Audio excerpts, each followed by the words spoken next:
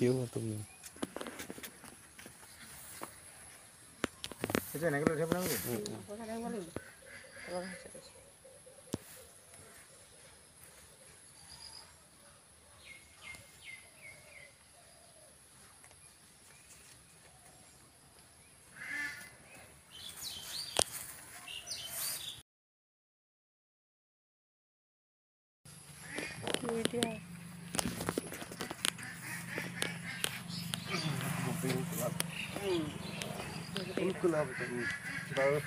আপোনালোকৰ সকলোকে নমস্কাৰ জনাইছোঁ। মোৰ নাম শ্ৰী পিংকু পেগু। মই তুলসীবাৰী ন গাঁওখনৰ নাম আপোনাৰ নাম প্ৰদ্যুৎ বৰুৱা। আপোনালোকৰ এই ঘৰত মানে আজি মই সমবেত যে আমি হৈছোঁ কাৰণটো হ'ল মই সজাগতাৰ কাৰণে আহিছিলোঁ গছপুলি ৰুবলৈ। মোৰ হবি এটা আছে মিছন শিক্ষা পৰিৱেশ শান্তি আৰু ঐক্য বুলি। তাৰে উদ্দেশ্যলৈ অকণমান দৰকাৰ মানে কম বুলি ক'ব বিচাৰিছোঁ। আপোনালোকে যিহেতু গমেই পাইছে আজিৰ যিটো যোৱাকালি পৰহি বা আজি যিটো গৰম পৰিছে এই গৰমৰ পৰা ৰক্ষা পাবলৈ উপায় এটাই আছে, আমাক গছ লাগিব। কাৰণ আমি নহ'লে সকলোৱে ভুগি আছোঁ, পৃথিৱীত যিমান মানুহ আছে সকলোৱে আজি ভুগি আছে। এনেকুৱা আৰু এসপ্তাহ দিন যদি সঘনাই যদি গৰম হৈ থাকে, গৰমটোতো বাঢ়িব কমা নাই, তেতিয়া হয়তো আমি নিমিষতে মানে হয়তো শেষ হৈ যাম।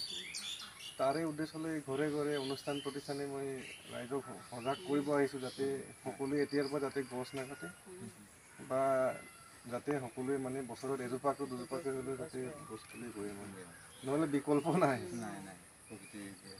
সকলোৱে জানো, কিন্তু এতিয়া আমি গছ কটা মানুহ বেছি হৈছে, ৰোৱা মানুহ একেবাৰে কম নাই ক'বলৈ গ'লে। সেইকাৰণে মেইন কেছটো হ'ল আমি সজাগ হোৱা নাই। মানে সজাগ যিদিনাখন মানুহে সজাগ হ'ব সেইদিনাখনৰ পৰা কিন্তু তেওঁ গছ কাটিব নোৱাৰে, সেইটো সম্ভৱ নহয়। সেইকাৰণে জীয়াই থাকিবৰ কাৰণে আমাক সকলো বস্তু লাগে, কিন্তু অতিকৈ প্ৰয়োজন আমাৰ গছৰ। এতিয়া শগুন চিলনিবিলাকতো দূৰৰ কথা, ঘৰ চিৰিকা এটাই পাবলৈ নাই ক'বলৈ নাই। তো আমাৰ ভাৰসাম্যটো ৰক্ষা কৰাৰ কাৰণে পৃথিৱীত ভগৱানে যি যি বস্তু সৃষ্টি কৰিছে সকলোৰে প্ৰয়োজন আছে, কিন্তু এটা এটাকৈ প্ৰকৃতি বিলুপ্তৰ পথত আছে, নাইকিয়া হৈ গৈছে, সকলোৱে জানো। এই ল'ৰা ছোৱালীবিলাক নাই, সেইবোৰতো দূৰৰ কথা। এই ল'ৰা ছোৱালীবিলাকে এইবোৰ বুজিয়ে নাপাব। সেইকাৰণে আমি আগতে ককা আইতাহঁতে আমাক প্ৰকৃতিৰ ওপৰত জ্ঞান দিছিলে, সাধু কথা কিবা কিবি এনেকুৱা চাঙৰ এতিয়াতো সময়ে নাই মানুহৰ কাৰো মানে। সেইকাৰণে এইবোৰৰ ওপৰত আমি জ্ঞান দিব লাগিব। আৰু বাৰ্থডেটোতো সকলোৱে পাতে, আগতে এইটো ছিষ্টেম নাছিলে।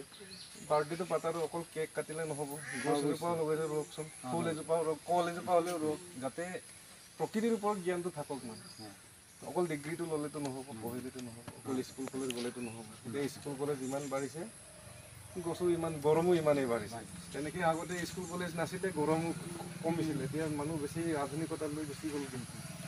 এইবোৰ ছিৰিয়াছ মেটাৰ মানে, কাৰণ ছিৰিয়াছ মানে কি, এতিয়া আজিৰ দিনটো আৰু যোৱাকালিৰ দিনটো মনত পেলাওক, তেতিয়া আপুনি গম পাব যে গছ মানে কি।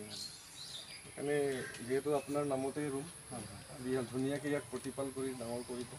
কাৰণ এজোপা গছতে বহুত মানে 100 পুৰণি কি বুলি কয় তেনেকুৱা কথাটো আছে। আৰু যিয়ে নহওক বিশেষ দীঘলীয়া নকৰোঁ, গছ থাকিলে আমি থাকিম এই কথাটো অকণমান অনুভৱ কৰোঁ, সেইটোৱে আৰু উদ্দেশ্য। এতিয়া খেতি পথাৰ খাল ঘাম চব সমান হৈ গৈছে, প্ৰকৃতি মাছ চাছ মানে মাছ কাছ চব চেছ হৈ গৈছে। মেইন কেছটো হ'ল বৃহৎ গছ নাই, উদ্দেশ্যটো সেইটো। সেইকাৰণে মহানিম গছ এজোপা মহাগুণ আছে, আপোনালোকৰ এই চোতালতে ৰুই থৈ যাম, যিকোনো প্ৰকাৰে ইয়াক ডাঙৰ দীঘল কৰিব। উদ্দেশ্যটো সেইটোৱে আছিলে। সকলোকে ধন্যবাদ।